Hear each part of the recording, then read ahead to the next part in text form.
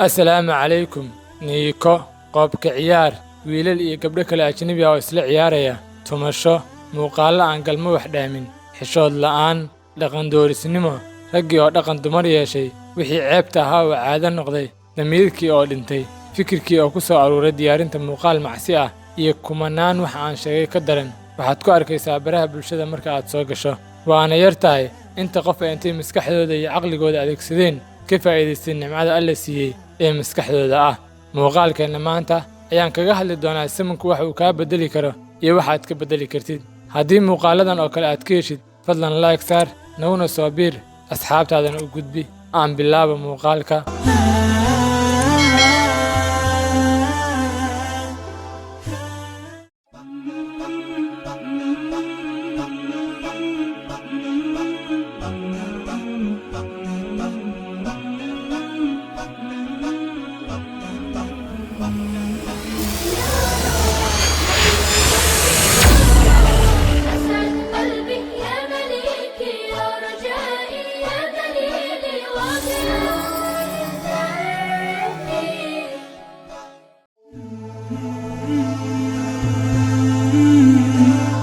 markastoo aad gasho bartaada Facebook, Instagram, Snapchat, TikTok iyo iimahaaga waxaad arkaysaa dhaqamo aad u fool xun ayna sameynayaan dad ka soo jeeda waddan lagu tiriyo 100% inuu muslim yahay waana waddankeena Soomaaliya dhaqankaas oo soo sameyn qof muslim ah yacni aan ku banaanayn diinteena una wanaagsanayn dhaqankeena ficiladaas aan wanaagsanayn ee aan sheegayo aan u kala qaado labo midna waa kan ay wiilasha sameeyaan kan kalena waa kan ay gabdhaha sameeyaan waxaad arkaysaa wiil sida uu is leeyahay ama uu u dhaqmayo aad buu arkaysid gabar yacni wiilnimadiiba waa iloobay sidoo kale hadallo aan wanaagsanayn oo dhalintii kale saamayn ku yeelanaya ha ahaato saamayn diimeed iyo mid dhaqameedba sidoo kale waxaad arkaysaa gabdho aad moodo inay jidhkooda ka ganacsanayaan oo wax u qarsoonba aysan jirin waxaa laga tegey asturnaantii xishoodkii iyo dhaqankii suubanaa ee diinteenna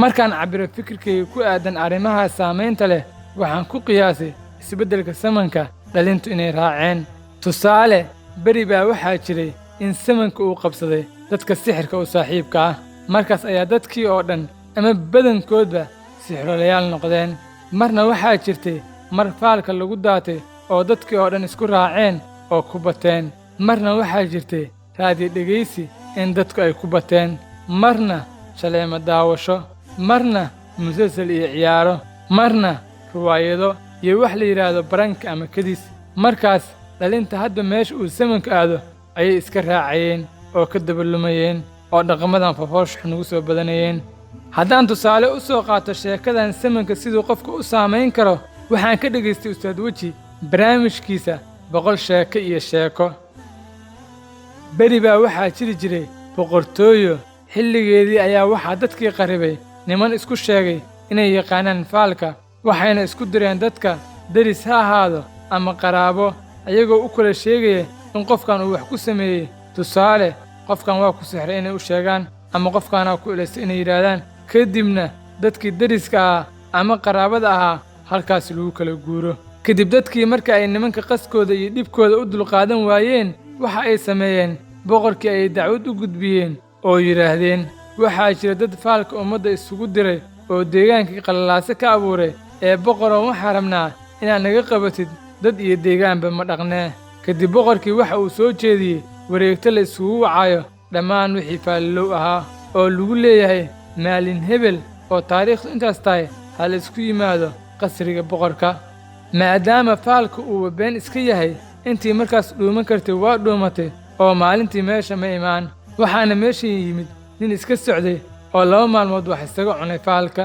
iyo qaar la yaqaanay oo ciidamada xoog ku soo qabteen kadib boqorka waxa uu soo jeediyey xukun ah in usbuuca soo socda lagu soo sheego waxaa dhici doona sanadka soo socda haddaad tihiin dad wax kasta og qofkii sheegi waaya waa la dilaa qofkii dhuunta qoyskiisa ayaa la laynaa kadib ninkii waaga ayaa ku bariyey geed ayuu iska hoos fadhiistay calaacalna waa bilaabay asagoo leh maxaa i keenay meesha faalba ma aqoone maxaa igu watay sidee u baxsan doonaa alla aniga ayaa iska dhintay waan iska tegaa, waxyaan iska sheegayaa, qoortaba ha layga jare.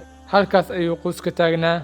Intaas asagoo ku haya ayaa korkiisa waxa uu ka maqlay hadal lagu leeyahay, waryaa ninkow, anaa ku furanaya, soo jeeso. Markuu kor fiirshay, waaba mas waxa la hadlaya. Kadib ayuu ku yidhi, war in adeerow i furo. Maski ayaa ku yidhi, sanadka soo socda waa sanad abaareed, ee boqorka u sheeg inay wax meel dhigtaan, abaartana ay kaga baxaan.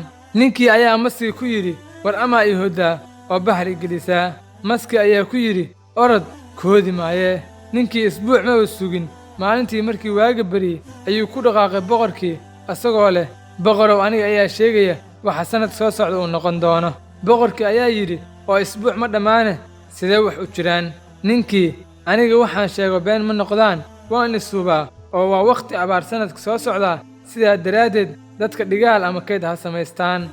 Sanadkii markii la gaaray waaba sidii, oo sanad abaareed ayuu noqday. Markaas ayaa ninkii 5 halaad boqorkii siiyey, kuwii kaloo beenta sheegayna la dilay, qudhana laga jaray. Markaa kadib ninkii oo xoolihii wata ayaa waxaa godkiisa ka soo hadlay maskii oo yidhi, waryaa ninkow, u soo guulaysatay. Ninkii ayaa yidhi, haa. Maskii ayaa ku soo celiyey oo yidhi, xoolaha maa wax iga siisid haddaad soo guulaysatay. Markaas ayaa ninkii xanaaq intuu isla taagay ayuu ku yidhi, waryaa yaanan ku diline, orod oo iga tag, hayla hadline. Sanadkii kale markuu soo dhowaaday ayaa ninkii faallowga ahaa loo wacay oo la yidhi, sanadkan soo socda muxuu noqon doonaa? Ninka ayaa boqorkii ku yidhi, boqorow, ma iga daysid waataan kii hore sheegay. Boqorkii ayaa yidhi, haddaadan sheegin waa lagu dilayaa, ee isbuuc baa haysataa. Ninkii talaa ku caddaatay oo yidhi, war maskii haddaa u tagtidna sootaa xoolaha u diiday oo wejigii waa iska dishay, maxaa samaysaa? Markaas ayuu inta geedkii hoos yimid yidhi, alla maxaan sameeyaa? Maskiina waa isku diray, maantana waxaan sheega ma aqaan, ma iska tagaa oo wax ma iska sheegaa, aanba iska dhintee. Maskii ayaa maqlay oo soo baxay oo ku yidhi, war haadhe, waxba kaama rabo oo amaal ma lihide, sanadka soo socda waa colaade, orod boqorka u sheeg. Markaas ayuu ninkii maskii ku yidhi, amaa iga aarsanaysaa waataan xoolaha kuu diidee. Maskii ayaa yidhi, war orod, haddaan rabo ilmahaaga ayaan cuni lahaaye. Ninkii boqorkii ayuu u yimid oo yidhi, boqorow, sanadka soo socda waa colaad, ee hubkaaga diyaarso. Sanadkiina sidii buu noqday. Ninkiina 10 halaad ayaa markaan looga dhigay.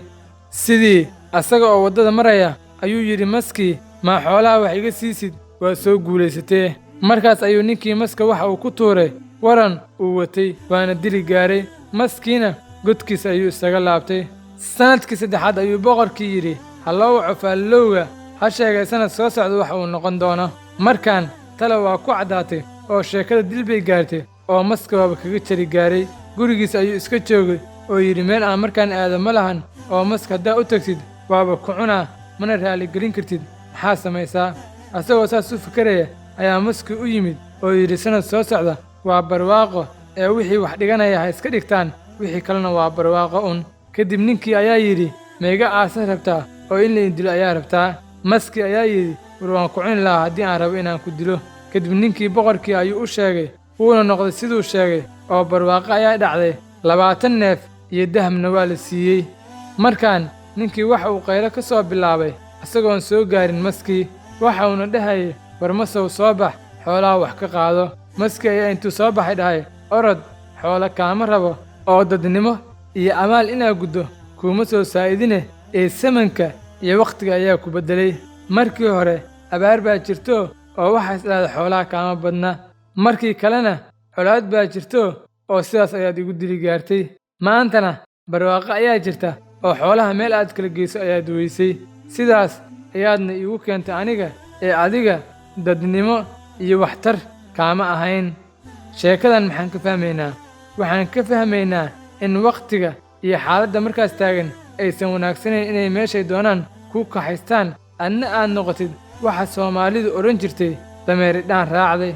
waxaad leedahay caqli aad wax ku kala garato, ku xisaabtan kaaga, kadibna sida wanaagga uu ku jiro samee. adduunkana waxba kama beddeli kartid sida uu ku socdo, kaliya adiga isbeddel. qaybtaada adduunka way isbeddelaysaa oo sidaa rabta ayay kuu noqonaysaa. dhalinta si gaara haddaan oola hadlo, mid kasta wax uu leeyahay hibo, sida inaad ku wanaagsan tahay kicinta dadka, inaad ku wanaagsan tahay wax soo jeedinta, inaad ku wanaagsan tahay wax samaynta. sidaa daraaddeed meesha aad ku fiican tahay in dadka iyo dalkaad wax ugu tarto ugu dadaal maxaa yeelay meesha dal iyo dadba ka hormaraan waa dhalintooda mawduucan maanta intaas ayuu ku egyahay daawade haddaad nagu cusub tahay nagu soo biir haddaad ka heshana laag saar muuqaalkana asxaabtaada la wadaag wabilaahi towfiiq